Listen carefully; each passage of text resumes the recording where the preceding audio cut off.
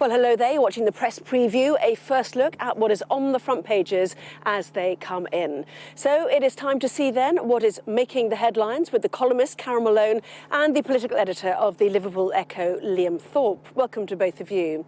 So to the front pages then, let us start with the Metro. The front of the Metro covering the Channel migrant crisis. Their headline, "We just want to live like you." My wife was on the boat. I tracked the GPS, then it disappeared. A migrant husband's anguish on the front page of the Telegraph. The Daily Mirror looks at the boats that carry people trying to cross the Channel. Their headline, "The DIY death boats." The Daily Express looks at plans for British troops to patrol French beaches as both the UK and France attempt to tackle migrant crossings. The front of the Financial Times covers Britain and France's clash over the political response to the tragedy. In other news, The Guardian covers reports of a new COVID variant and changes to travel restrictions. While The Times also leads with COVID, their headline, "Variant halts travel to Africa." Well, we're joined now by Carole Malone and Liam Thorp. Welcome to both of you. As you can see, I'm on a very blustery Calais shoreline here. Let's start then, shall we, with the Metro. We just want to live like you. And certainly, Carole, the tragedy of yesterday is banging heads together politically now. Do you think it will get anywhere? Anna, I just think it absolutely has to. You know, the tragedy here is that this tragic, needless loss of life, we knew was coming. We always knew it was coming. You know, from the day she was installed as Home Secretary, Priti Patel has been saying this would happen, and she was saying one of these boats would bump into a container ship or be hit by something, and that appears to be exactly what has happened. So the biggest tragedy is here that it could have been stopped. So yes, Boris is talking tonight about there's going to be a deal with the French where we can send people back immediately. They arrive and they can be processed over there. So, you know, it's a thing they are talking about. But you know what?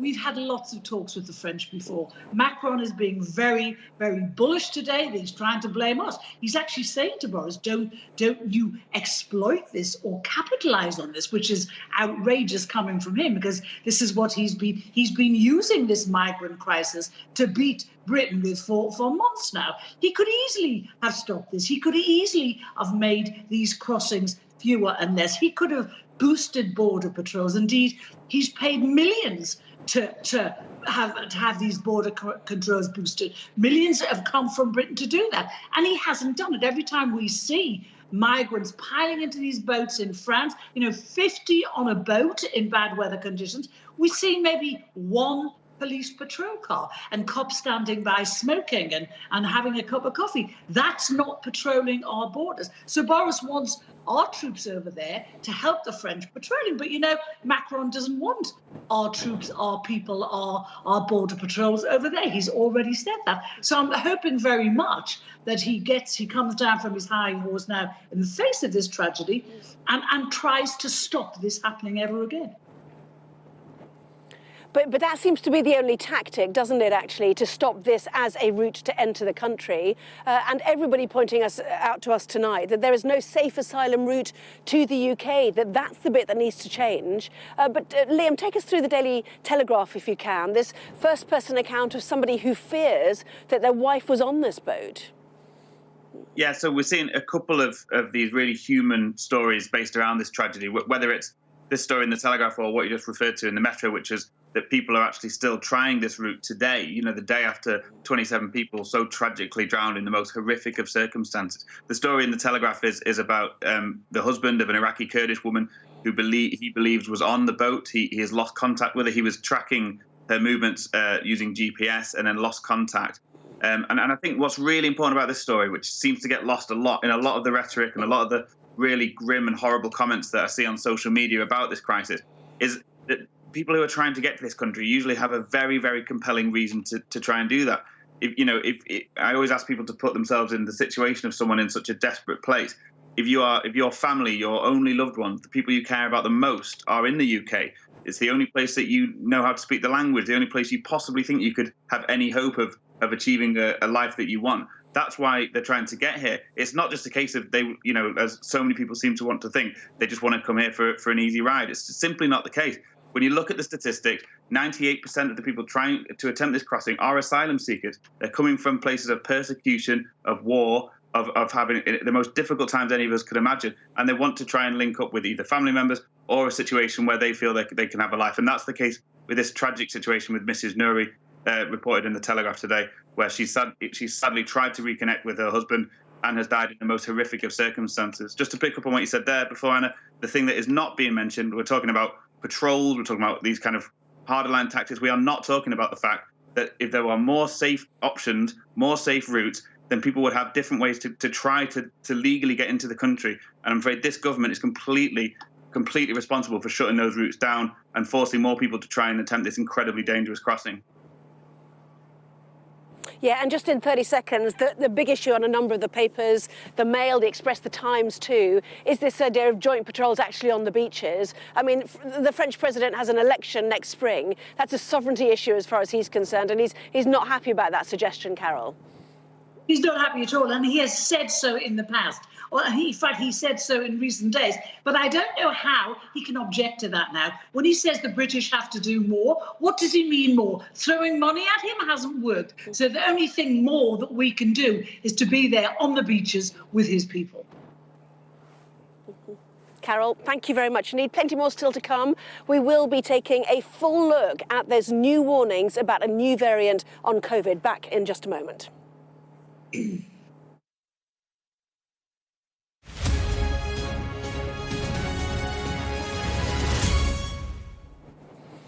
Well, welcome back. You're watching the press preview. With me now, the columnist Carole Malone and the political editor of the Liverpool Echo, Liam Thorp. Liam, let's turn our attention to COVID, shall we now, and this warning about a new variant and, of course, the closure of certain routes from Africa starting tomorrow. Yeah, absolutely. It's a sort of scary reminder, really, of the threat that COVID still poses. That much of life, of course, has got back to normal in this country.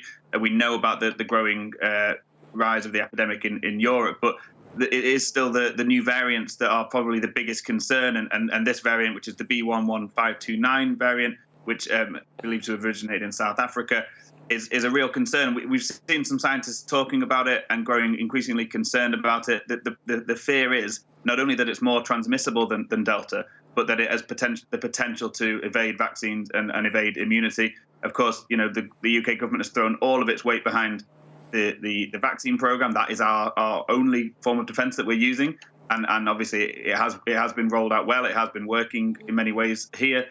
If you then get a variant that potentially comes into the country that can evade those vaccines, then we're in trouble. So that's why Sajid Javid has taken the action today to reinstall the red list, the 6 countries from Southern Africa that will be on the red list from midday tomorrow, and they're going to be tracking down anyone who has arrived recently from South Africa. So yeah, it's just a really strong warning about the variants and the dangers that they can still pose to us.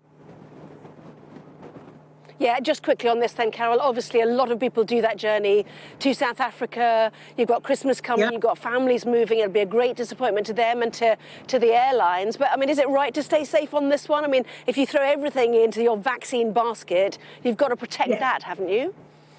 Oh, Anna, God, yes. This country has been really slow in the past to move when variants have come over here, and it has been very costly in terms of sickness and people catching the virus. So this is absolutely the right thing to do.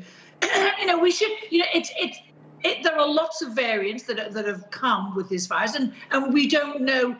Some of them look really bad on paper. We don't know whether this one is going to be really bad yet. Scientists have said it's the worst one we've seen so far, but say a lot of them did look bad. And we don't know how fast it's going to spread in higher vaccinated countries. South Africa has a vaccination rate of just 24%, so it has spread there. It may be the case, and hopefully, fingers crossed, that in more highly vaccinated countries, it does not spread so fast. But, we have to wait and see what the scientists say, and until there's some proper data on it. Carole, Liam, I know you wanted to talk about the fact that Richard Madeley is out of I'm a Celebrity. Well, you've actually called Carole. Well, I say Carole, maybe it's a Liam story. I'm not quite sure. Whichever one of you wants to tell me about it in 10 seconds, quickly. The Richard Madeley, he was diving in a big thing of fish gut and rotten fruit and vegetables. Anyway, as he came out, he got sick in the night. He'd been complaining about the cold, and he had to be taken to hospital in the early hours of the morning. And now he's got to come out because he's broken. Great news. Still gets. Carole,